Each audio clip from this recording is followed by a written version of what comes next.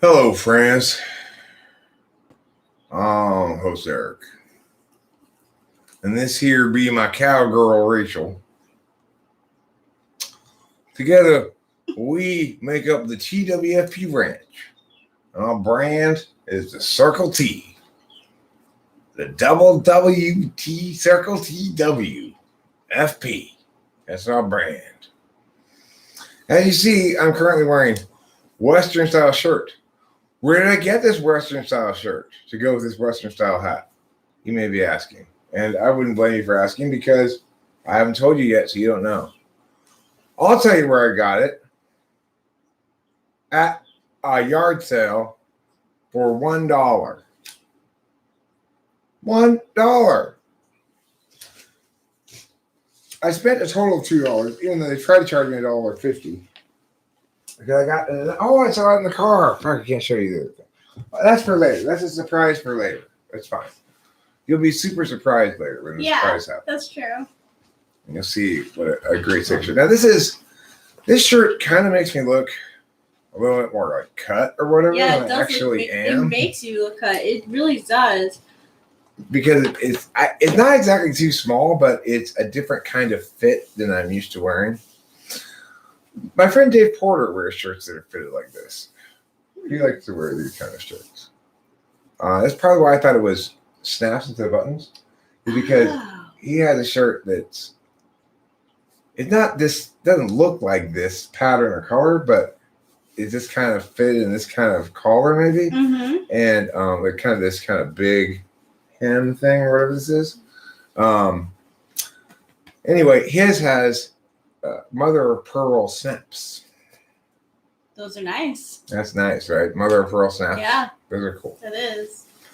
That's very Western. You can't get more Western than mother of pearl snaps. Yeah, that is pretty Western. That's cool that he wears that. Yeah. Do you think that clothes say a lot about a person? Do I think clothes say a lot about a person? Like, I don't pay any attention to them. yeah. I mean, that's selfish third slot, right? I expect other people to know how cool I am, but I don't pay any attention to how cool they are. So that's third slot selfish. Broccoli Todd, I'm so glad you've won the gold medal. You're first at the live chat today. So I will talk about high school and group psychology for you. High school and group psychology.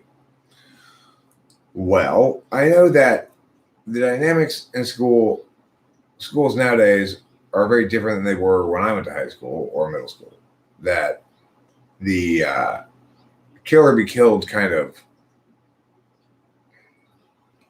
horror show that was education in the 70s and 80s is better now, at least ontologically with the students.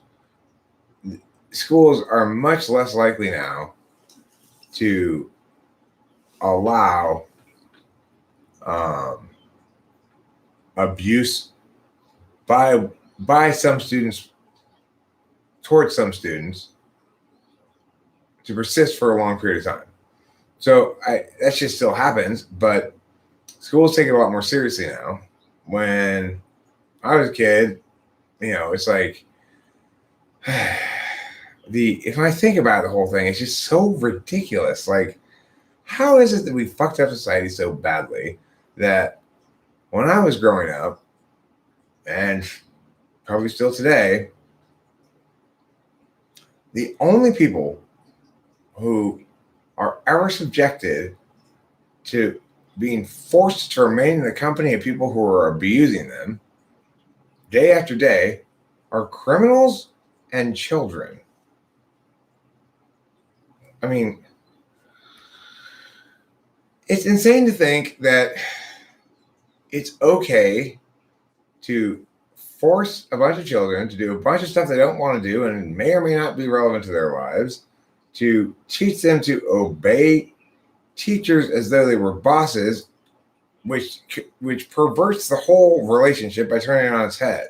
It should be the person getting educated who's driving the educational process, at least on a benchmark level, and then the teacher can work with the student in terms of how to frame it on an actual sort of curricular level. Obviously, teachers know things the students don't know, so that's why they're teaching things. If I don't know something that you don't know that's fairly involved, then I shouldn't teach anything, right?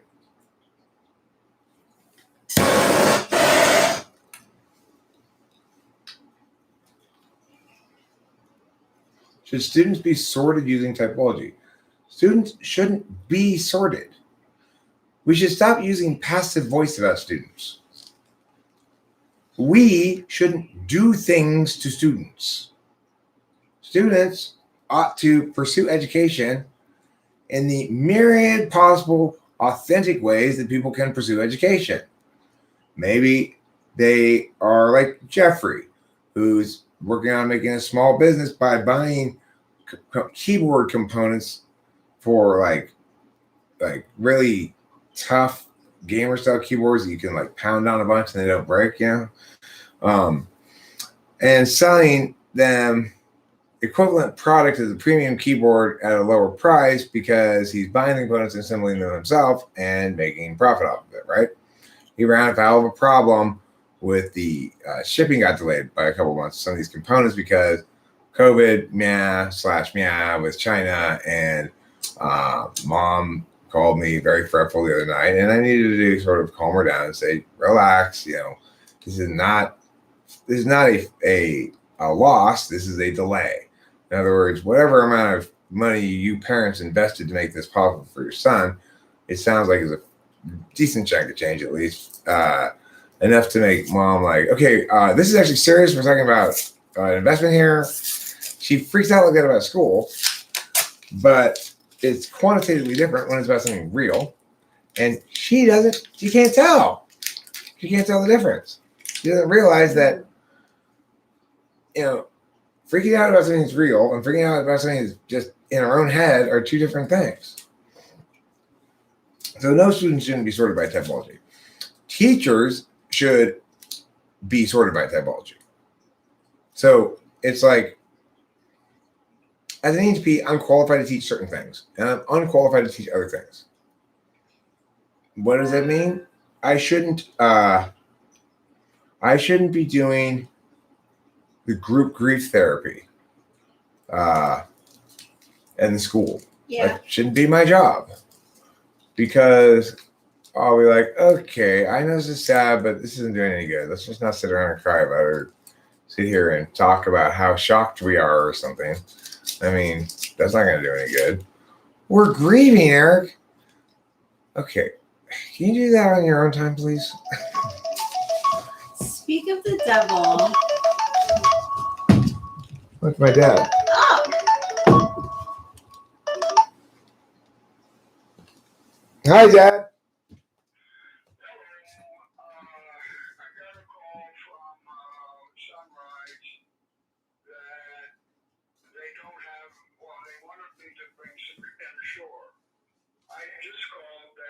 And I had delivered, or Amazon did 2 cases delivered on April 28th, plus I took one down. So I don't know where it's gone, and they're going to call me back. But if they are short of Ensure, but I really want to know why. But in the living room, there is a bag with Ensure, a case of Ensure in it. If I call you and say they desperately need Ensure, even though I'm sure they don't, would you take it down? Of course, sure, no problem. It's in all of that mess in the living room where I keep all the extras. Sure, yeah. I'll find it. If I need to take it down, I'll go get it and I'll take it tonight. Okay. Now let me just double check. We're set for noon Monday at Cheesecake Factory in the mall. Tuesday the 11th. What did I say? You said Monday. Oh, yeah, okay. Tuesday is, no, you're right. I'm still thinking about insurance. But it's the one in the mall, right? Correct. Okay. Okay. I'll probably be home Monday night, and then maybe I'll come back down here after the festivities. All right, cool. Sounds good. Okay, so it's just Delilah, you, I, Rachel, Mom. 4, 5 of us. Yeah. Okay.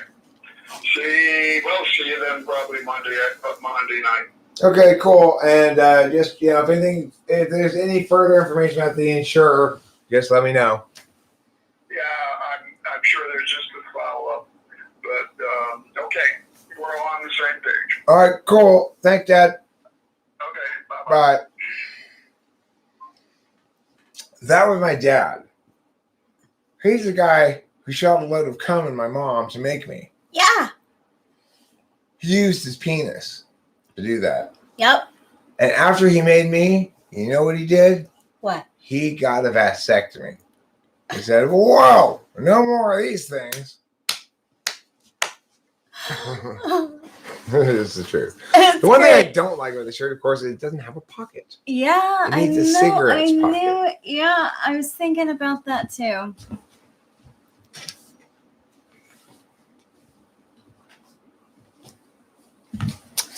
You know, my parents were undecided for a long time whether they wanted to have any kids at all. I'm not exactly sure what happened. I think I wasn't exactly planned, but I think my mom felt ready at that point. She had at least one miscarriage before me, which may or may not have been an abortion. I don't know. She said it was a miscarriage, but she also told me that she had miscarried because she didn't want it. If you don't want it, you miscarry, was her conclusion. That is hysterical. So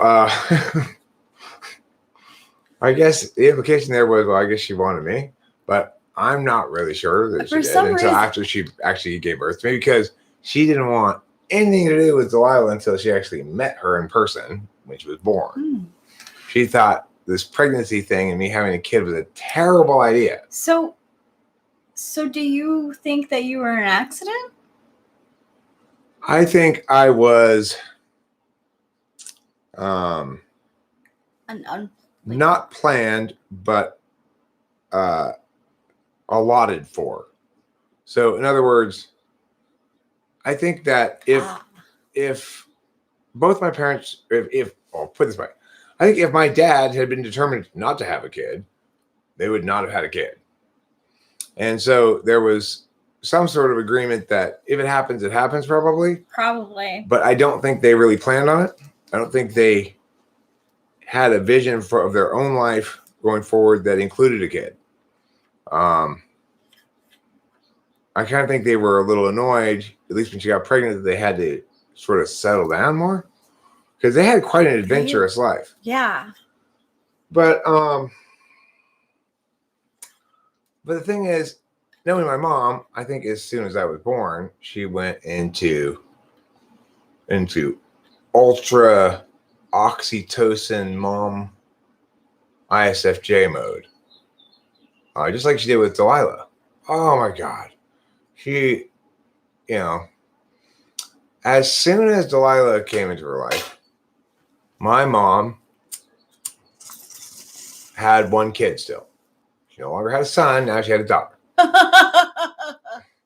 Basically, she dropped me like a hot potato. Okay, I'm not interested in you. I would like access to your child whenever I want. Okay, Mom. Oh my God, it's so funny.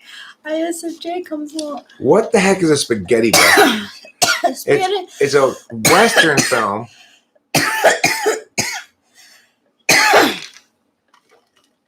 That's cast entirely with Italians.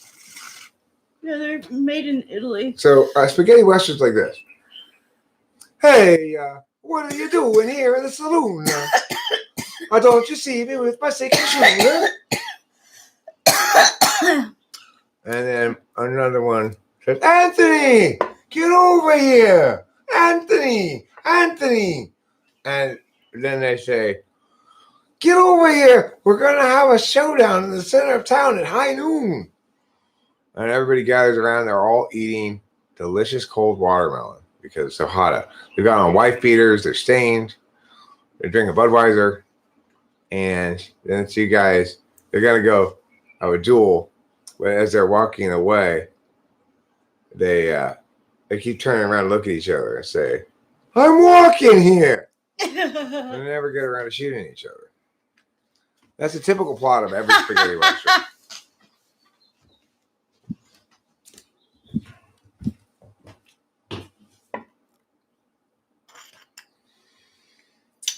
Does that answer your question? I hope so. There's a movie, Tarantino made a movie, like his most recent movie is about a spaghetti western. What makes it spaghetti? It's just a nickname. But like, because it's filmed, it's supposed to be. My dad used to watch them, so he didn't like them because they were like really cheaply made westerns. Like Samurai Cop? Italy. Oh, they took place in Italy, Yeah, really? they took place in Italy. Huh. Yeah, Let me Google this shit. I'm telling That's you. it. I'm asking the Google. I'm telling you. I believe you. I believe you. I just want to ask the Google, okay? Okay. I'm walking here.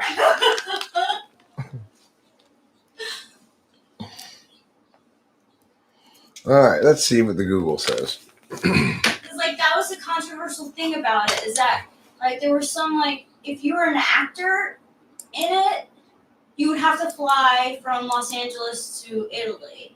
So it was like your career. You couldn't just like Spaghetti Western. Let's see. The spaghetti Western is a broad subgenre of Western films produced in Europe. It emerged in the mid-'60s in the wake of Sergio Leone's filmmaking style and international box office success. The term was used by American critics and those in other countries because most of these Westerns were produced and directed by, guess what? what? Italians. So if you were going to say, don't be Italianist, don't assume that just because somebody says spaghetti has something to do with Italians. Italians are the only people who eat spaghetti. Well, you were wrong because Rachel was right. Because why? Full of Italians. Okay, now. My dad grew up in the 60s.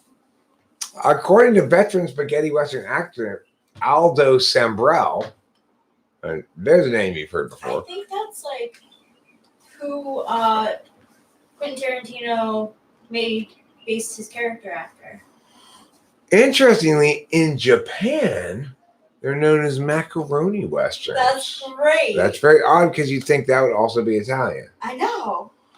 But I guess to differentiate it from spaghetti westerns, while retaining the similarity in the style and form, and concurrently indicating a different country, but the same genre of thing, they just use macaroni for Japan? I guess that's the logic behind it. I don't know. Maybe macaroni is easier for them to say than spaghetti. Maybe.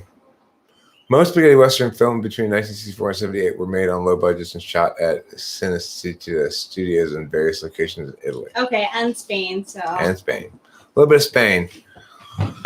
They tried to film more of it in Spain, but some local Spanish art restorationists came by and made their entire set look like it was put together by preschoolers. Yeah. So, if you are caught up with the news on Spanish art restorationists, please do enjoy some of the fine work done by Spanish art restorationists in recent years.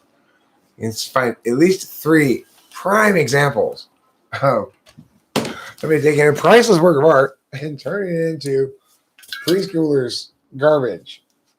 You're welcome, Caroline Kessler. I'm glad. Has anybody here seen Samurai Cop?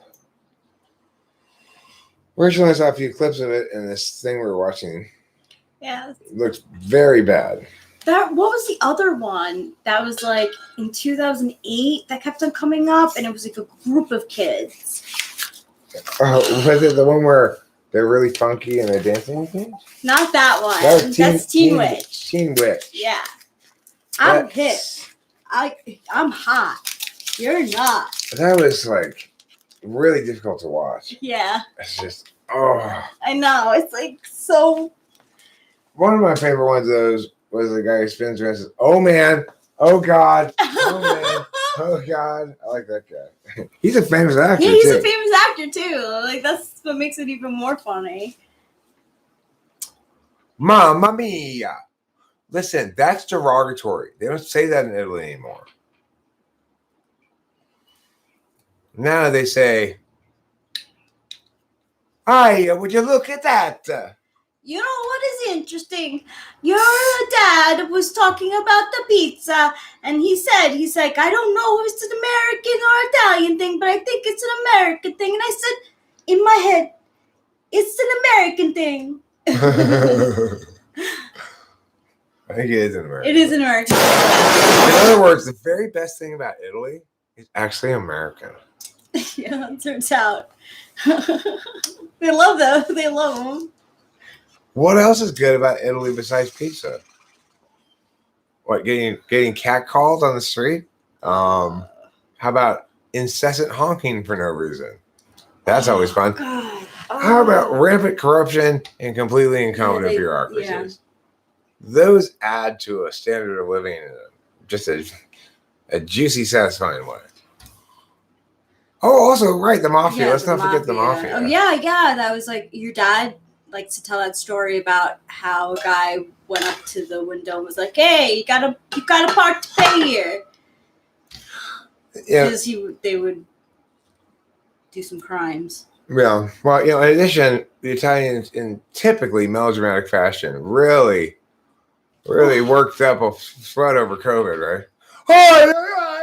They did. Everybody died in the streets. Oh my God, for real. Even though 5 years ago, more people died of the flu.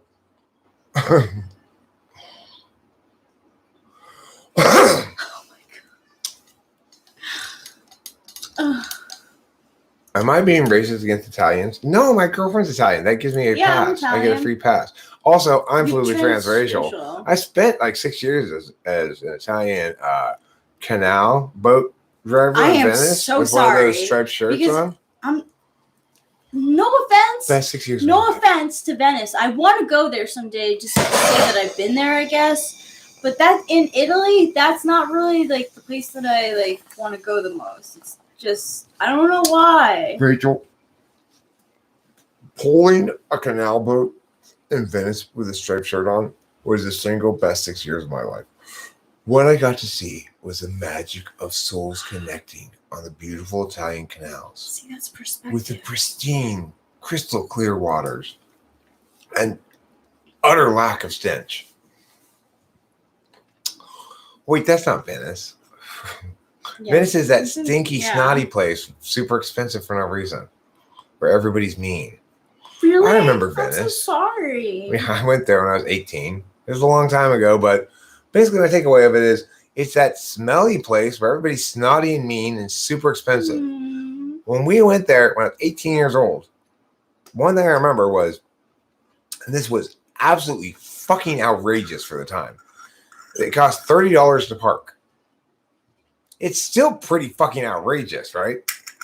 $30? Costs $30 to park. That's crazy. Oh, I haven't told you the secret yet, have I? The secret of the perfect life. Okay, well, it's coming. Don't you worry. I will reveal it. Should I put this nug in? Or? Oh, yeah, sure. We need more grindage. I will grind more. If you'd like to do it yourself, I'm sorry. I don't mean to take it away from you like that. You're welcome to. You just push it onto the little things a little bit. You just put this on here. It takes a little bit of strength at first. Maybe 2 hands to push it down. And then, when you start twisting it around, it pushes it through those holes.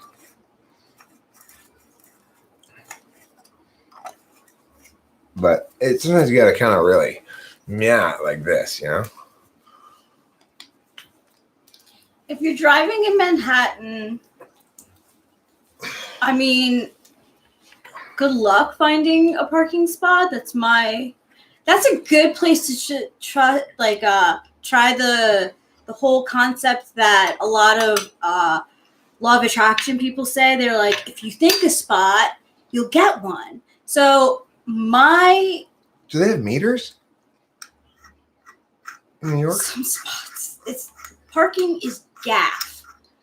It's so hard to find parking. It's so that's why my dad commuted, because parking is sparse and expensive. Winston's mom, let me tell you a little bit about this shirt, where I got it, why I got it, how I got it, when I got it, that I got it, so I got it. You're right. It's in the Western style. You can note both the colors and the shapes are in a Western fashion. It's got a Western style collar. It's got large shirt hems, cuffs like this, and it's in a fitted style as well, which I don't normally wear. How much did I pay for it is the question. $1 at a yard sale. What's the problem with it? It doesn't really feel like it fits me.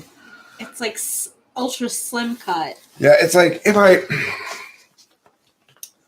wanted to like look cool in a Western way, like let's say I was playing a show where I'm gonna play acoustic guitar and sing, or maybe me and Rachel sang. In other words, not a whole band or something. And I wanted to successfully sell myself as more country-ish because people could box that easy. I might want to wear the shirt, but it's just not comfortable enough to actually wear. So I'm gonna have to, I guess, maybe you fit in the shirt. You wouldn't fit in the shirt, huh? You don't like the shirt anymore. It would be. I do like. It wouldn't work for you, probably, right? It's not a girl shirt. It's not a girl's shirt. Right. But I could. Yeah, but I could probably wear it. Okay, well, I mean, I don't know if you fit in it or not, but if you do and you want it, you're certainly welcome to have it. You know what I can do? It's too small for me. Sometimes, like, when I just need, instead of a cardigan, I can use that shirt, like a flannel. Mm-hmm. I don't want to make your cardigan jealous, though. My cardigan hasn't been used in a while. Your cardigan is so FI. It is. It really is. That's what made me think that Kurt Cobain was INFP, actually, because of his liking of cardigans. But I think INFJs just like lame. They like things that are cool. So, okay, this is the thing. I wanted to comment on something that was said here.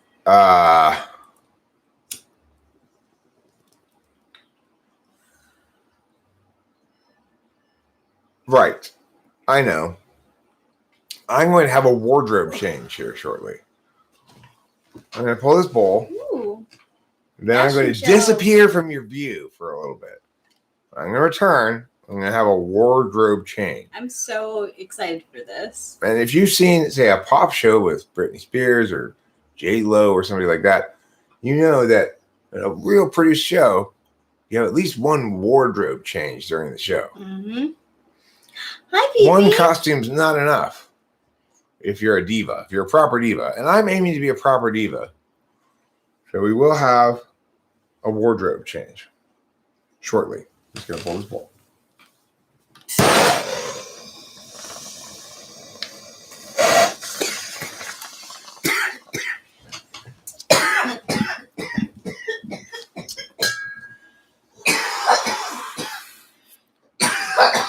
Okay. I want you all to get yourself mentally, emotionally, and spiritually ready for this wardrobe change. Because let me tell you something, it's going to be pretty spectacular. Keys to open the car. Where are my keys? Out in the water, keys swimming.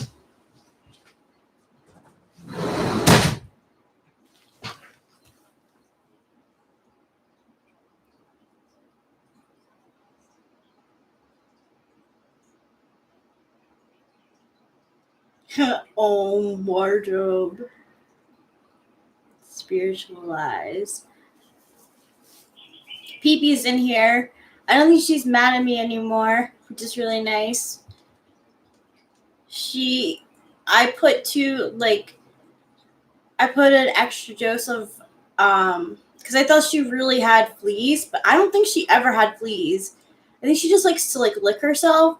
But Eric's dad was like, "Oh, she has fleas. You better get her some Frontline." So me and Eric got her Frontline. We used the first dose, and I thought it was a daily thing. And I put it on her the second time. She was so upset with me, and she didn't sleep with me that night. My FI was hurt. So I've been trying to make it up to her, but so we're cool now.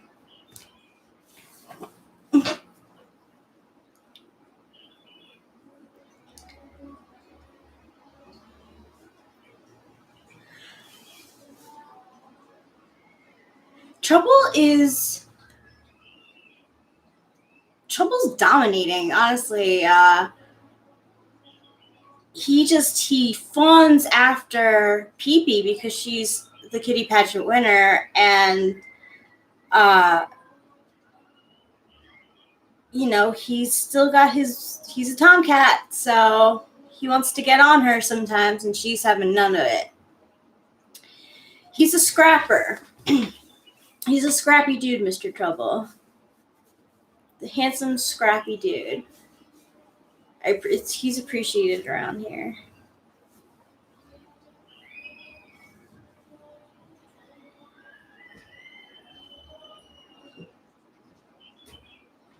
Sounds like they have karaoke. I'm not sure exactly what kind of creature it is they're butchering down there, but its squeals are horrifying. What are they doing? It sounds like they got a live Mexican band or something, but they're terrible. It's karaoke. I think it's karaoke? Yeah. Maybe it's karaoke. I mean, for it to be that bad, that's the only thing that I could think of it being. But it didn't just seem like the vocals were that bad. It seemed like everything about it was just random people. No. I wonder if it's a kid. Maybe just kids, fucking around on the things. I don't know. So here's my wardrobe change. Hey, Mom, can my band play at the party? Boom. It fits you so well, too.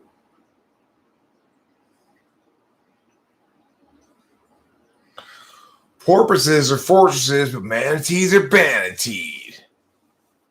So we say at the IT,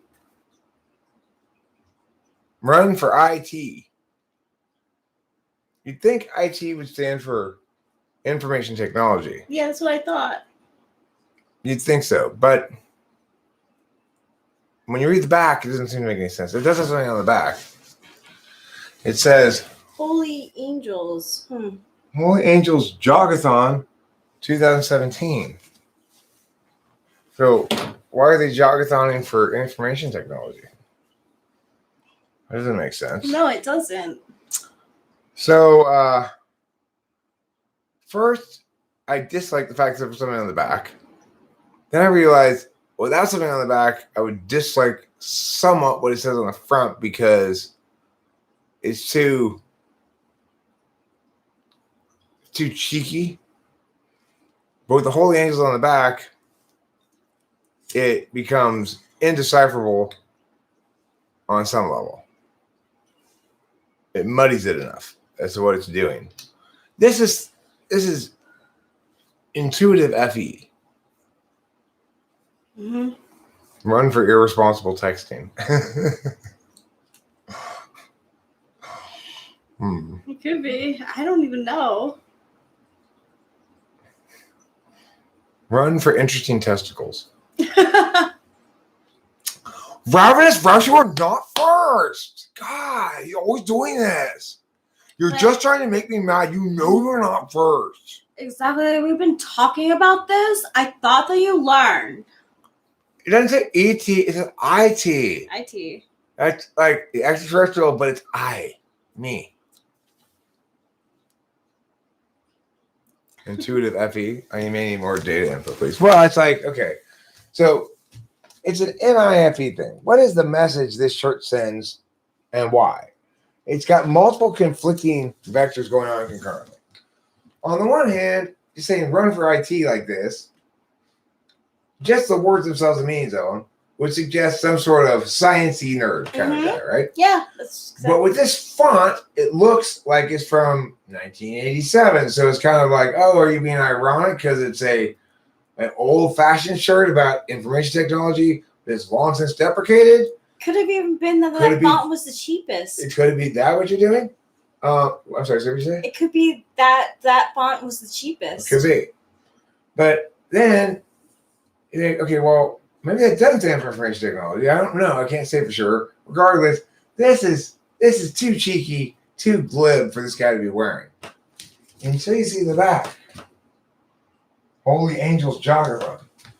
Because now, I very well could be part of this church congregation and wearing this shirt because whatever. Now, if I weren't wearing the hat, it's especially difficult to decipher, right? In other words, if I'm not conveying to you that I have some level of awareness, this hat goes especially well with this shirt because it has this orange band on it right here. Yeah. If I wear this hat with this shirt, it changes the whole thing. It's like now all of a sudden I'm probably trying too hard. If I just wear this, it's just confusing enough that you can't tell if I'm trying too hard or not. Regardless, it's a 50-cent shirt. So, you know who'd be proud of me? 50 Cent. Yeah, you would. He'd probably say, bottles in the club. Go shorty, it's your birthday. That's what he would say. Go shorty, it's your birthday. Yeah. Bottles in the club.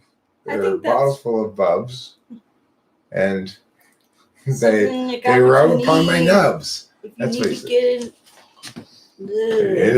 I ain't into having sex. I into having sex. I ain't into making love. That, yes. Yeah.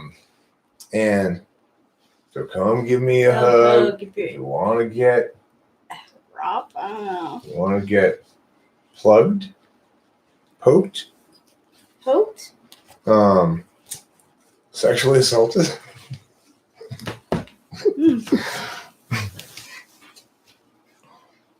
Be nice to me.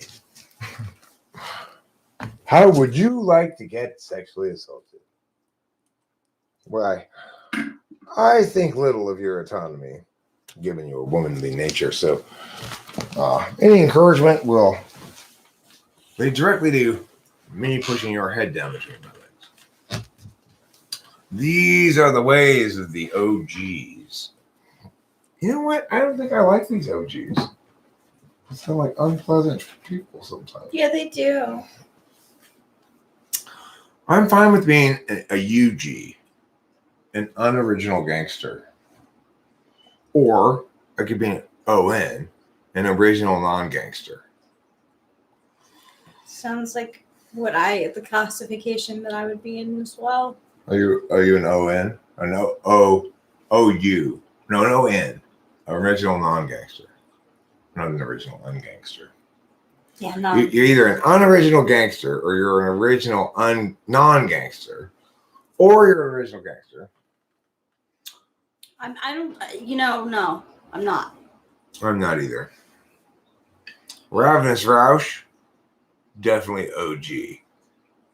He's kicking it old school style.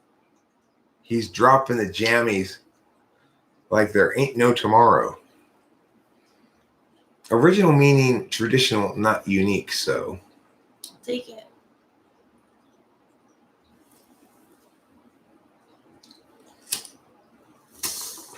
Original meaning traditional? I mean, I don't think there's any definition of original that could be said to match a definition of traditional. There is a definition of original that lines up with sourcing something like I started this genre I'm the one who taught all you guys how to be gangster in the first place. It's like, this is rather Dr. Dre says stuff like that, that would be asserting his originality in the sense of his arriving first. Arriving first is one way of interpreting an original. I wouldn't say traditional is a way of interpreting an original, though. And I would say that you could also say the misinterpretation of original and OG would be to say that it's creative or divergent. That's not what it's intended to mean in that context, for sure. Oh, yeah, Ravenous Roush. You know how I know you're an OG? You have the word ravenous in your name. And who's ravenous? Wild dogs and gangsters. I'll also tell you this. If you're truly an OG, you're ruthless. Not ruthless. Ruthless. But you do, in fact, have a roof over your house. So that's one of the paradoxes that comes along with being an OG. My life is an OG. Non-stop avalanche paradox.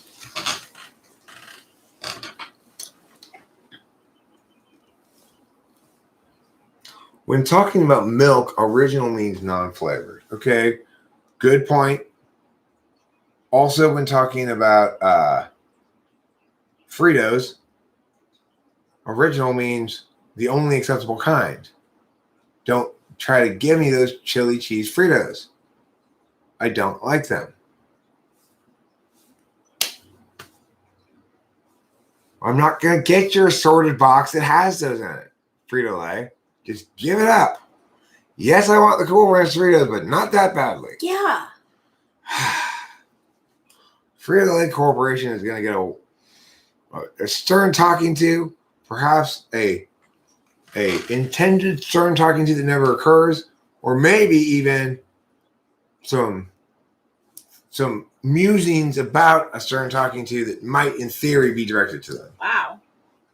I wouldn't want to be that person. You would not want to be them. No. I agree that pizza flavored stuff should not be a thing. I don't know why, but I do agree. I agree, too. Except for pizza. Yeah, except for pizza. But then, you know what? Even pizza shouldn't be pizza flavored. It should just have the flavor of pizza. Yeah. You shouldn't put pizza flavoring on your pizza. No. If they have a package of pizza flavor, don't put it on your pizza. If you have to put it on your pizza, there's something wrong with your pizza, right? Yeah. It's lacking in pizza flavor, obviously. Ew, ice cream flavored like pizza? I don't know. There's like weird stuff all the time.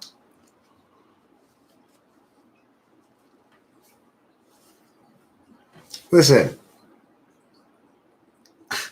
Hot Pockets. Let's talk Hot Pockets, guys. Okay.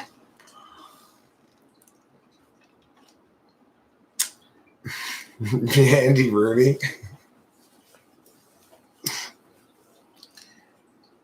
Have you seen these things? Hot Pockets. I have. I'm Andy Rooney. It used to be you go to get a food at the store and the fillings would be on the outside. Not anymore. Thanks a lot, Hot Pockets. Just what I need. The toppings of the pizza inside the pizza. That's backwards. Thanks, Andy. Who the heck is Legends Fall? I mean, why do you think, Alexander the Great is dead? Why do you think Einstein is dead? Why do you think Tesla's dead? Well, somebody had to make those legends fall. That's the guy. Jim Gaffigan does a really good Hot Pocket bit. That's a calzone.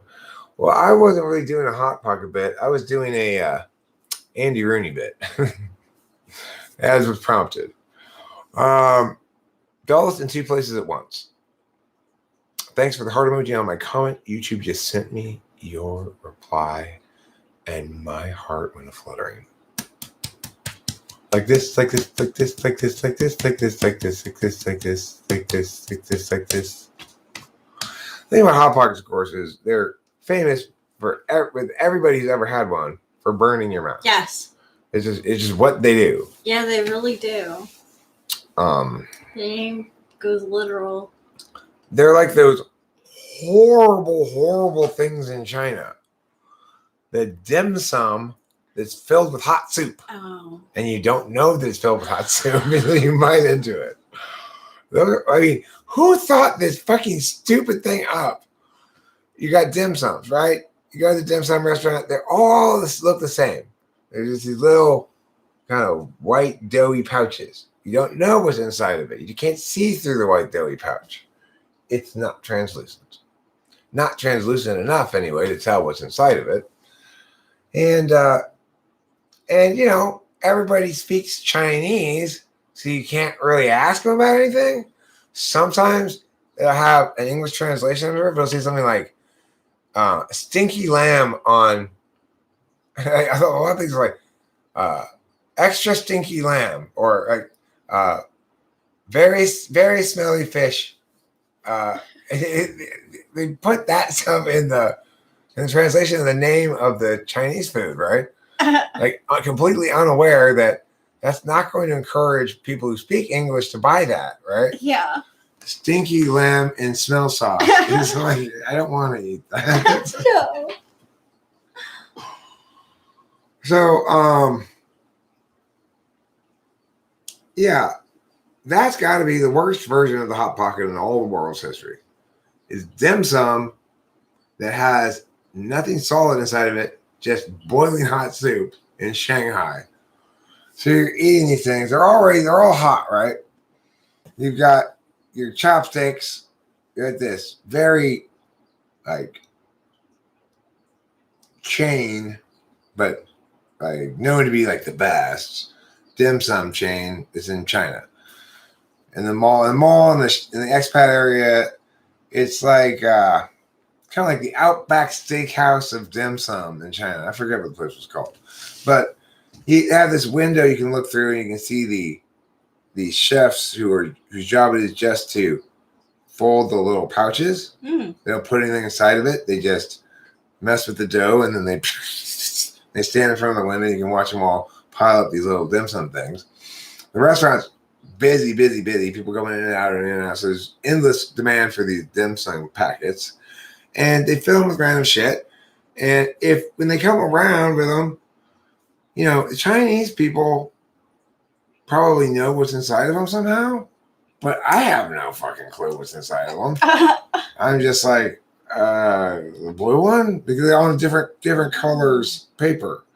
Blue paper, yellow paper, pink paper, right? Oh my gosh. I'll have 2 blues, a pink, a yellow, and maybe one of the green ones. I don't know. I'll find out what's going to be inside of these things. Oh my god. So, you know, you eat a couple and you're like, this one's kind of gross. This is pretty good. This one just tastes like vegetables. What's this? Ah! Oh my gosh!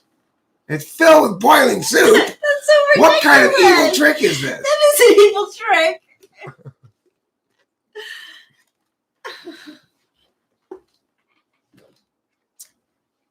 Who would think that up?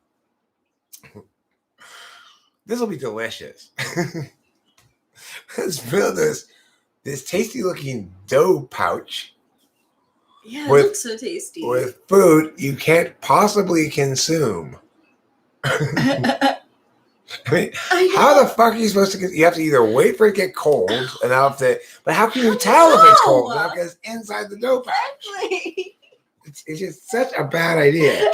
It reminds me of that Simpsons classic where Homer has a great suggestion and he wants some manufacturer to make a product called Nuts and Gum. Yes, nuts and gum in one can, right? Boiling soup dim sum is the nuts and gum of Asiatic cuisine. Oh my god.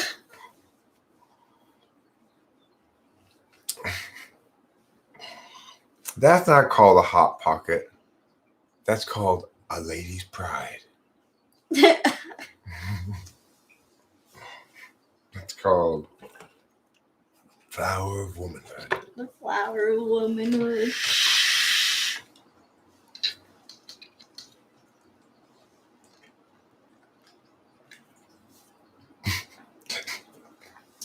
Dallas, I just pictured Winston's mom pulling a police squad. You know that? I think it was Police Squad where, you know, the guy, what was that guy's name? Leslie Nielsen or something like that? Mm-hmm. Like the silver-haired guy. He was like, he has a puppy with him, and he goes in and says, "Here, I got you this puppy," and he gives it to somebody, and then they're like, "I don't want this puppy." And it's just on the floor. And they're like, "Clean that up," and he's like, he cleans it up, and he goes back out in the front. There's two secretaries there, and he says to one of them, "Would you like a puppy?" And she goes, "Oh, how wonderful." Turns the other one with a bag of shit. She goes, "Here, I got something for you too." And he walks out. I imagine Winston's mom delivering a bag of poo to Dallas's mom.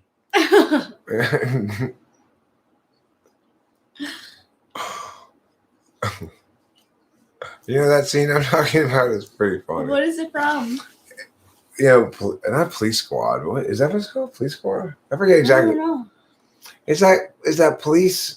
Naked Gun. That's what it's called. Naked Gun. Naked Gun. Naked Gun is funny. I like Naked Gun. I haven't seen it in a really long time. I haven't either. I don't know. Sometimes somehow that scene just came into my head. We've been watching some funny ass shit, I'll tell you. What was the thing we were watching earlier that I was laughing at so much? I don't even remember now. Key and Peele? Oh yeah, Key and Peele stuff was funny.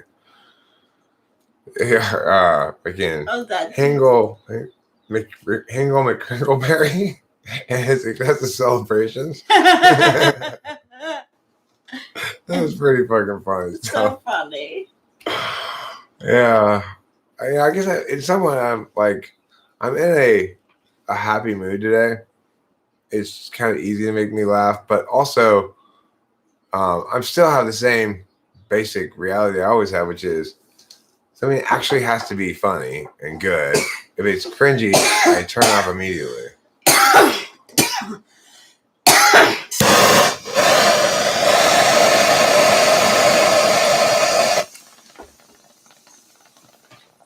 I saw Nikki go with my parents one time in the movie theater when I was younger. I was like a tween.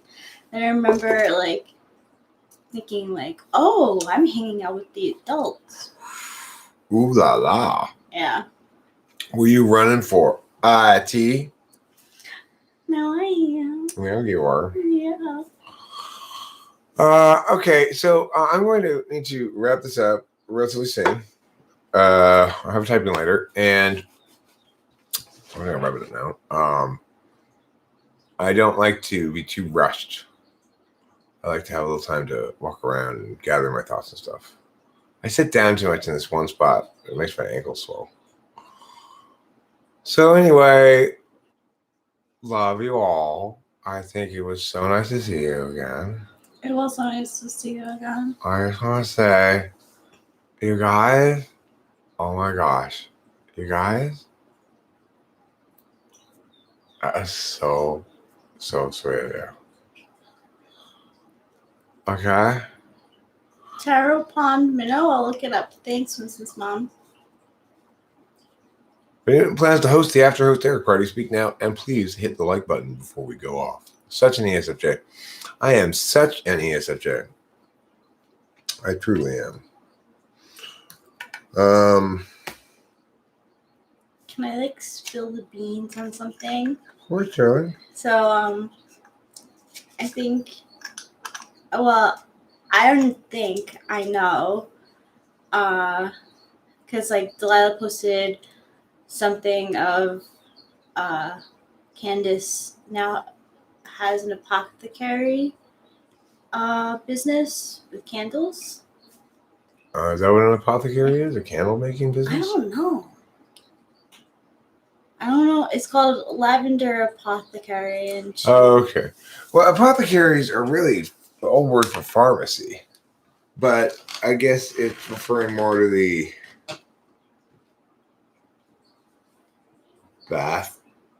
bathroom stuff. yeah.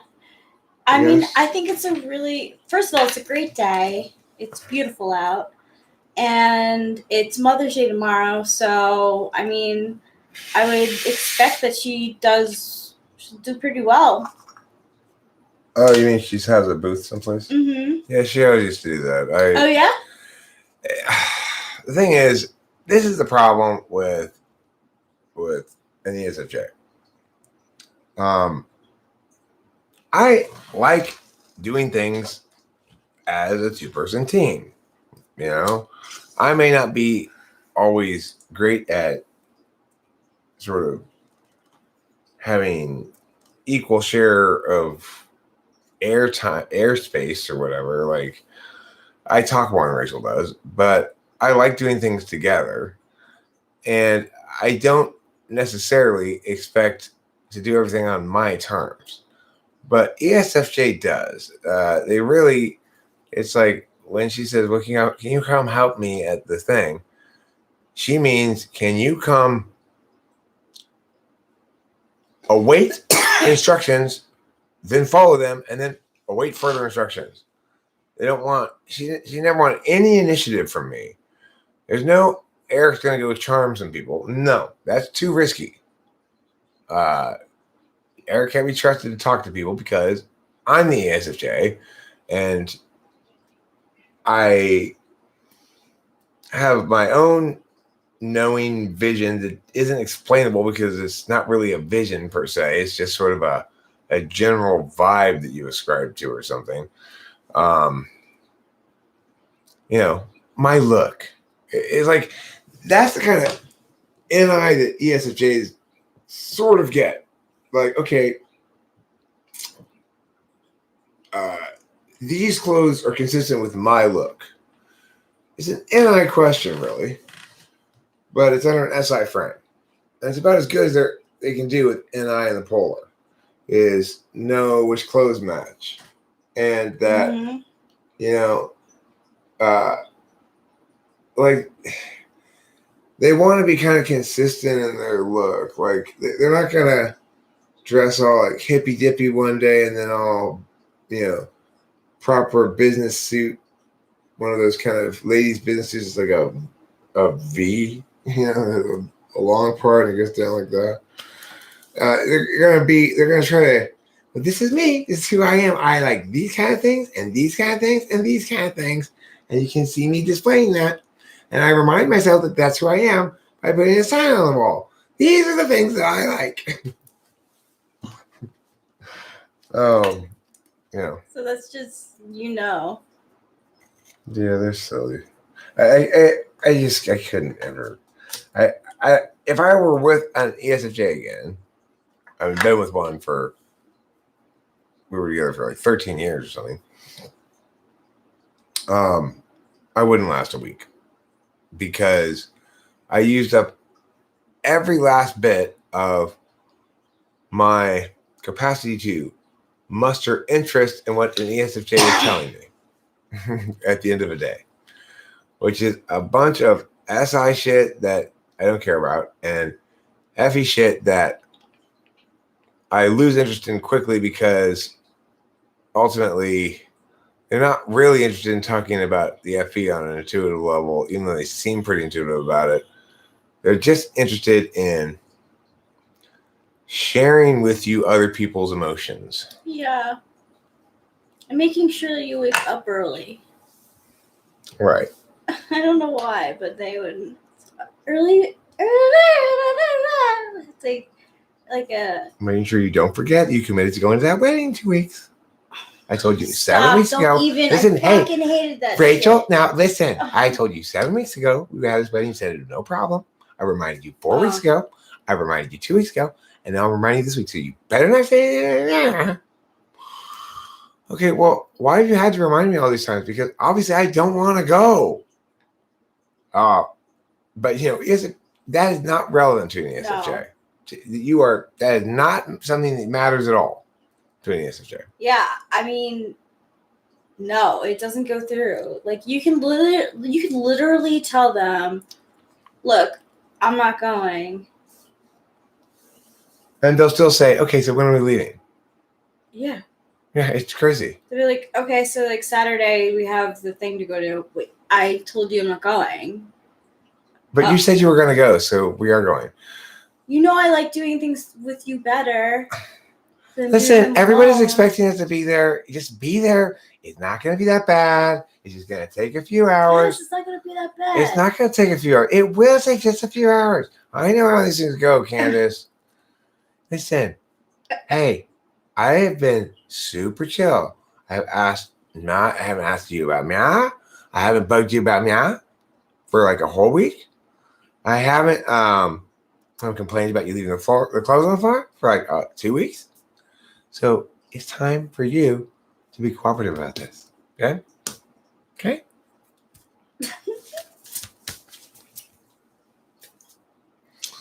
No, not okay. The reason I said okay 7 weeks ago, because 7 weeks from now, that's forever. And that'll never come. That'll never arrive. As a 7, you wouldn't even fucking remember. I'm gonna tell you the secret. The secret to a perfect life. Okay. I have avoided telling it to you all this whole video. Time for me to give it up right now. It's prom night. I owe it to you. Here's the secret to a perfect life. The secret to a perfect life is to get rid of the things that aren't perfect. Or redefine imperfect things so that they are perfect. Go ahead, Rachel. Oh no, I'm sorry. Finish your thought. The secret to a perfect life is don't get too hungry. Or at least that's the secret to not having a bad day. What do you think the secret to a perfect life is, Rachel? Wow. That's a tough question. I always said that I just wanted to be happy. A lot of people say the secret to a perfect life is to acknowledge that there is no perfect life. You're perfect just the way you are, that we're all human and That's loser talk. If you're not striving for absolute perfection all the time, you're not self-improving enough. You need to run for it. If you want it, you need to run for it. That's the secret to a perfect life. Run for it. Period. Your ESFJ hates typology, psychology, and philosophy subjects. Of course they do. Antipolar it's anathema to typology. You want to prove it wrong. Yeah, or sometimes, my dad just seems genuinely sort of baffled by the whole thing. Even though if he had any interest at all in what I was saying ever or what I was doing ever, it would be impossible for him to mistake me as somebody who is a stenographer. Nevertheless, as of 2 months ago or whenever it was, a month ago or something, he was surprised to learn that when I say I'm typing people, then I'm not typing there with my fingers, stenographying. It's that's an antipolar, because you have to just be, those clues aren't relevant to me. No matter how bold and highlighted the clue is, I'm not going to deduce anything from it because it's not my thing. Yeah. Go ahead. My ESFJ ant story. Please. So I already told Eric this, but my family on my mom's side has a WhatsApp group chat. And I was on it for a little bit, but honestly, genuinely, the first time I deleted it was because I didn't need space on my phone. I recently deleted it again because my aunt said, she was like, oh, everyone's on it. We all keep updated with each other. And that way you can see how everyone's doing. I'm like, okay, great.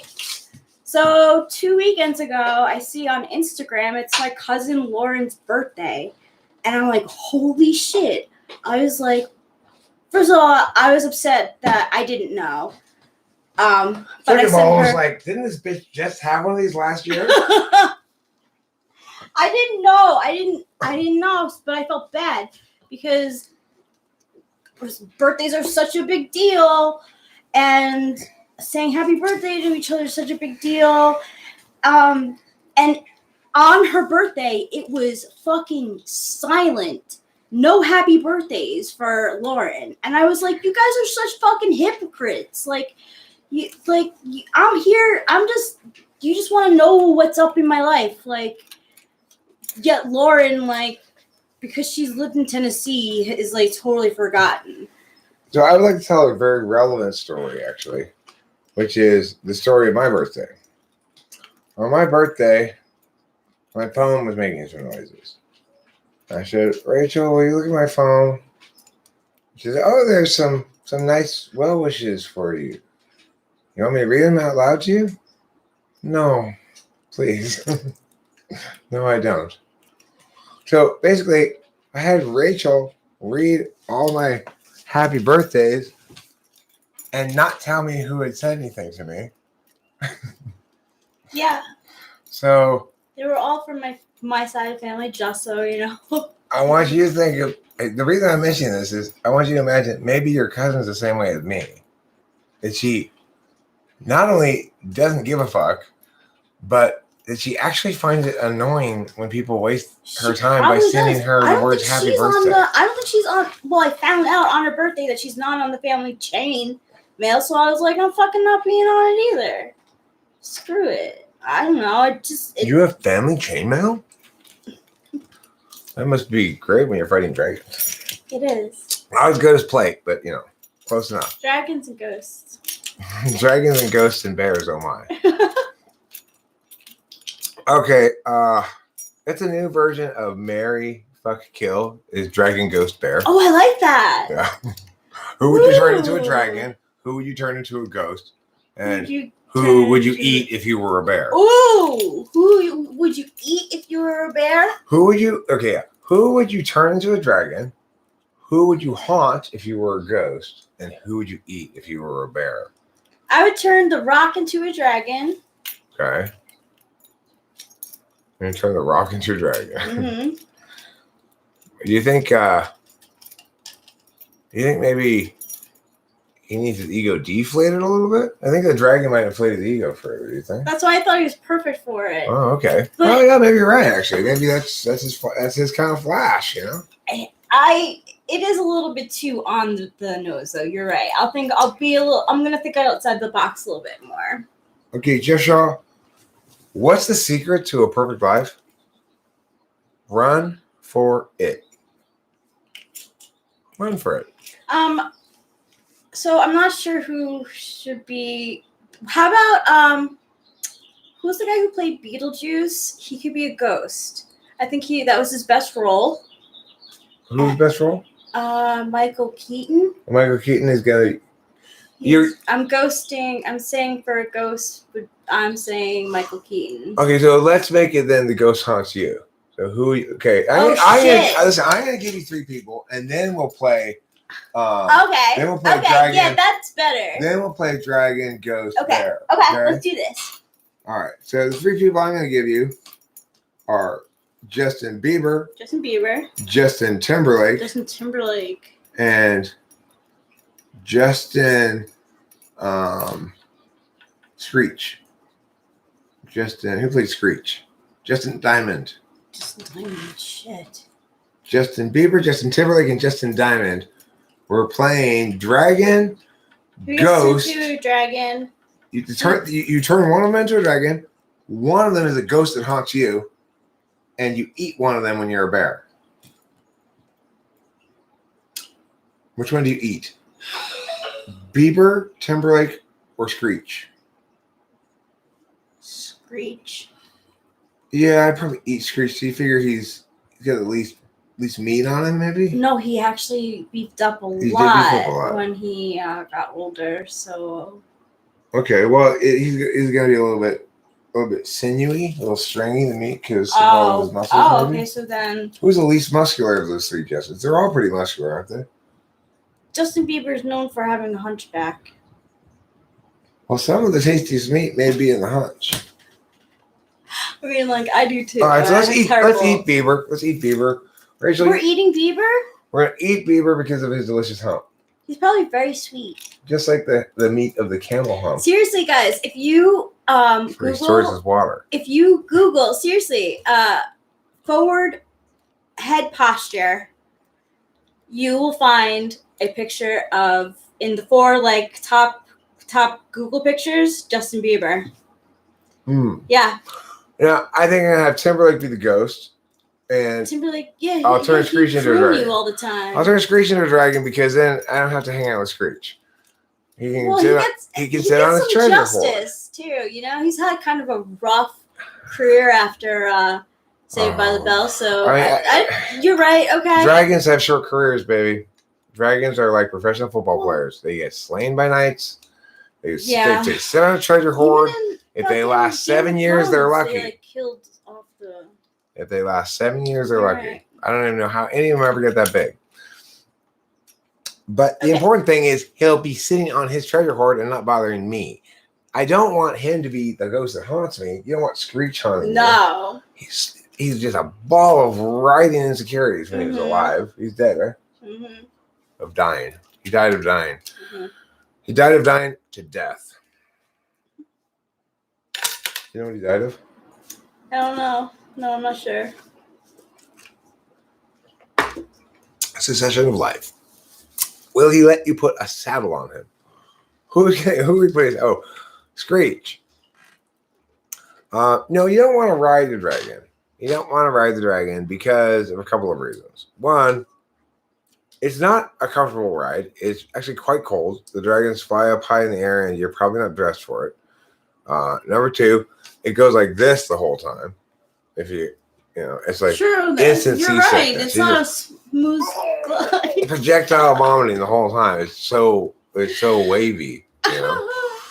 And lastly, they are not necessarily careful with the brimstone they spew from their mouth. Some may dribble back like it's sort of fire drool. If you're sitting back there, you could be burned.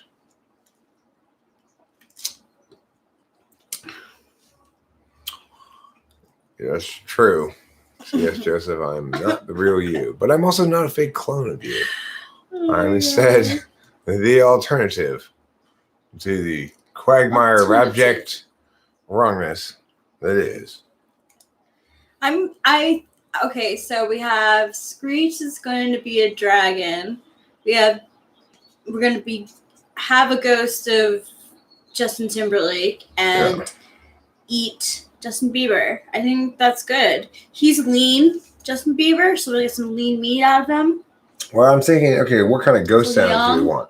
I want you to picture this. We're lying in bed, middle of the night, we're sleeping soundly. We hear this. Oh.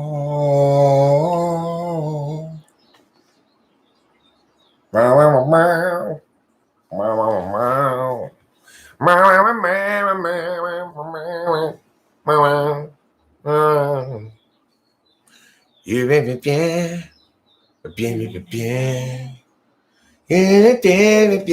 bien. You don't have to say what you did. You already know.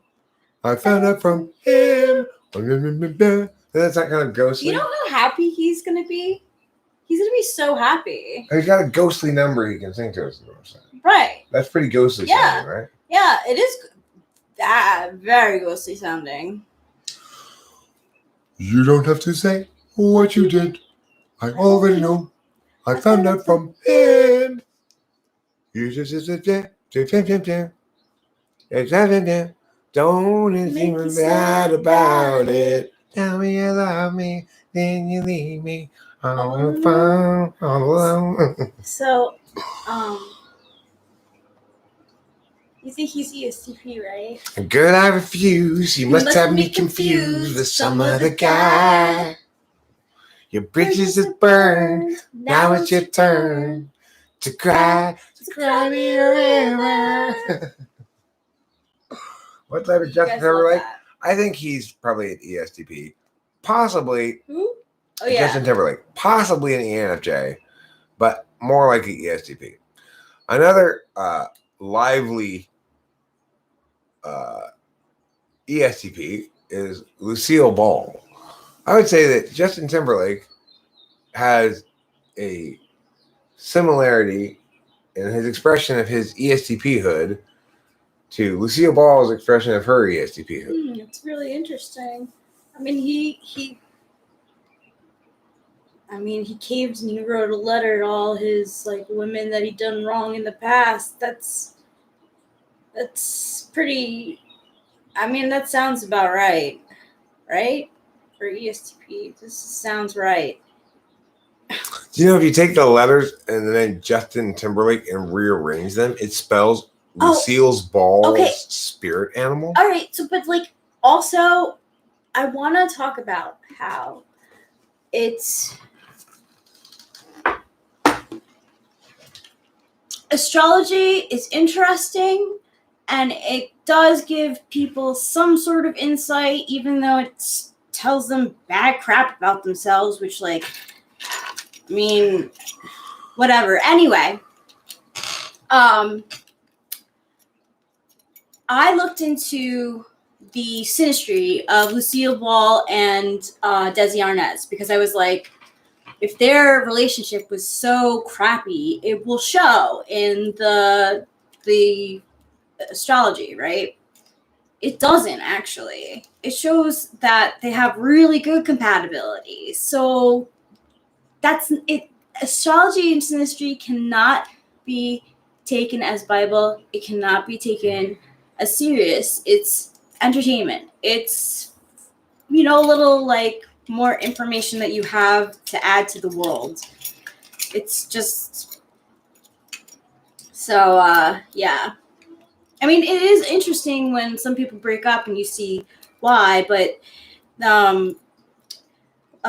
what's her name? Goldie Hawn and Kurt Russell, they've been together forever and they have terrible synastry. So it's like, you know, it's just entertainment. Well, here's the thing about Lucille Ball and Desi Arnaz. I was surprised to learn that Rachel didn't really know about the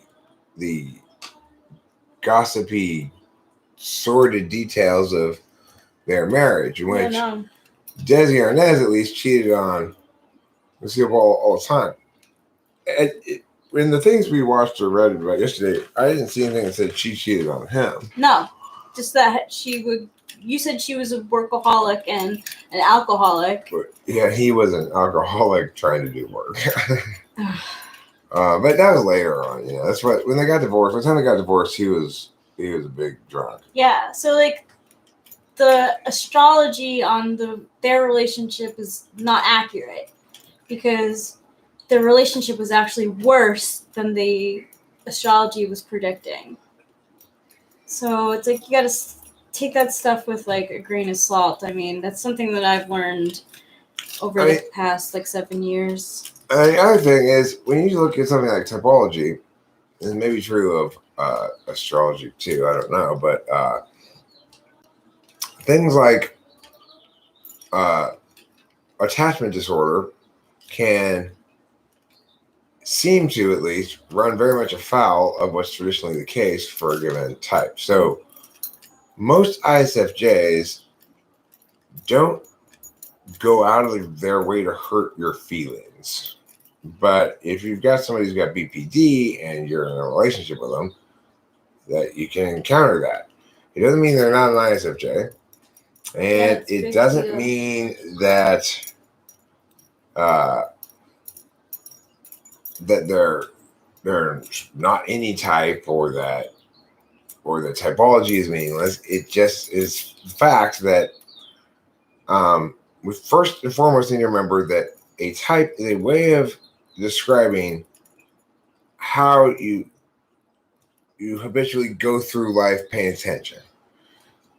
And that can be expressed in a number of different frames, but it's least well expressed by saying things like, well, you are a ISFJ because you do meow or something like that, or you like this stuff, so you must be a meow. It's like those things are just not, they don't, it's not how to meaningfully talk about it. Right, exactly. So, Winston's mom, I do know my rising, moon, and sun, and I know Eric's as well. My rising is in Libra, my moon is in Sagittarius, and my sun is in Capricorn. He is rising in Capricorn, moon in Gemini, and sun in Taurus. I think knowing those three things, like, they help a little bit. I mean, but again, like, I mean, they definitely do help, I guess. I don't know. No, I don't, Alex Rodriguez. I'll probably try. I'll try to make a video that's just specifically about how any assessment of a human being requires us to account for a perspective of observation and then the subject object. So we know we can watch subjects do things to objects. I can watch a mukbang video where I'm literally watching a person put objects in their mouth and chew them and swallow them. In that case, I'm not putting food in my mouth and chewing and swallowing it. I'm not the food.